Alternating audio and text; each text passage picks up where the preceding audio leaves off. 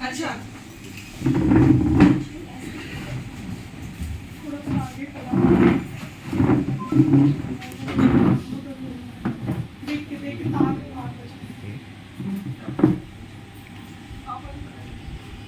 हाँ मैं एड्रेस और मोबाइल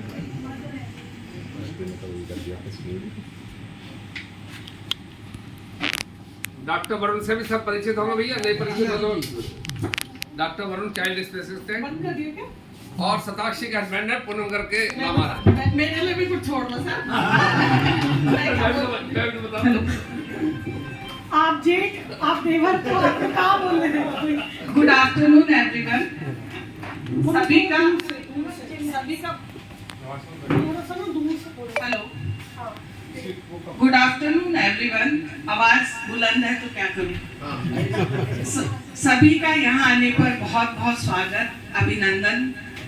आप सभी को बहुत बहुत धन्यवाद जो आप डॉक्टर एस.के. शर्मा के कहने से, डॉक्टर जय खान के कहने से हमारे इस छोटे से नर्सिंग होम में पधारे। और जो आज की जो गेट टुगेदर है, मीटिंग का गेट टुगेदर है कि हम एक दूसरे को जान लें। मुझे तो मोदी नगर में ऐसा शायद कोई है नहीं जो नहीं जानता है। और हम लोगों ने एक IVF की पहल करी है मोदी नगर में। हालांकि मोदी नगर छोटी जगह है, यहाँ पे पेइंग कैपेसिटी थोड़ी कम है, तो इतने ज़्यादा IVF के केसेस नहीं होते हैं क्योंकि ये थोड़ा सा कॉस्टली है। लेकिन पिछले 6 सालों से हो गए और हमारे जो भाई हैं, जो हमारे डॉक्टर भाई बहनें हैं, उनको भी नहीं पता कि मोदी नगर में IVF होने लगा है।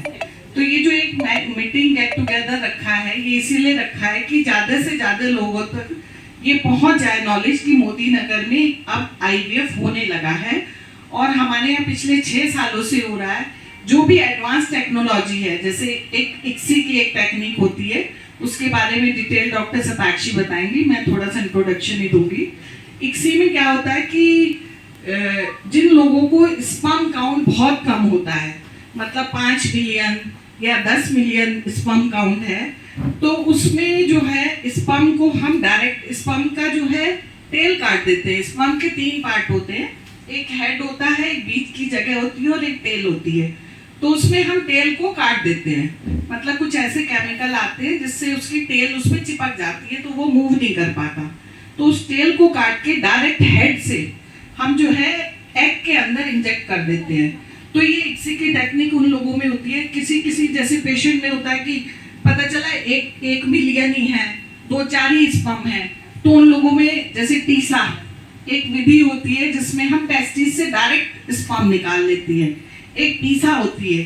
तो जिनमें बहुत ज्यादा स्पर्म काउंट कम होता है वो टेक्निक भी हम लोग कर रहे हैं। और हम लोग जो है ब्लास्टोसिस्ट ट्रांसफर करते हैं। ब्लास्टोसिस्ट होता है 5 दिन का बच्चा, मतलब जैसे स्पर्म और ओवा को मिलाया और फिर उसका एम्ब्रियो बना लिया। एम्ब्रियो बना के डे 1, डे 2, डे 3, डे 4 और जब वो डे 5 में पहुंच जाता है, ब्लास्टोसिस्ट बन जाता है, तब हम उसको ट्रांसफर करते हैं और फ्रीज करके करते हैं। मतलब ये लेटेस्ट टेक्निक है, इसलिए मैंने आपको बताया। तो जो दिल्ली में हो रही है और वहाँ तो लगभग 4 लाख के आसपास लेते हैं, वो हम लोग यहाँ मोदी नगर में कर रहे हैं और बहुत कम पैसे में कर रहे हैं। तो ये एक तो आप लोगों को बताना था। दूसरा ये है कि ये तो मेल में हो गया, मेल अगर फैक्टर है कि स्पर्म बहुत कम है। दूसरा हम उनमें कर सकते हैं फीमेल केसेस में, जैसे महिला की उम्र बहुत ज़्यादा हो गई, भगवान ने कोई उनके साथ मिस हैपनिंग हो गई, उनका कोई बच्चा मर गया, अब वो चाह रहे हैं कि अब हमारे महीने उनके बंद हो गए कि हम एक बच्चा कर लें, तो वो लोग IVF करा सकते हैं।